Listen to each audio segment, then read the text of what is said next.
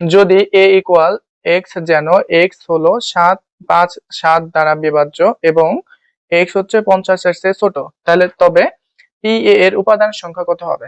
যেহেতু P এর উপাদান সংখ্যা বের করতে বলছে, মানে P এর পাওয়ার সেটের উপাদান সংখ্যা, তো এই জন্য আমাদের এটাকে আগে তালিকা পদ্ধতি করতে, মানে এর উপাদান কয়টা আছে সেটা বের করতে হবে।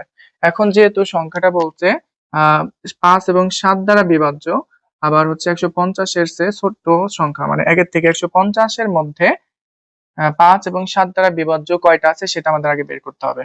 ওকে, তো হচ্ছে এটা বের করবেন হচ্ছে কি 5, একটু আগে এরকম একটা আমরা করছিলাম, 5 এবং 7 এর লসাগু বের করবেন।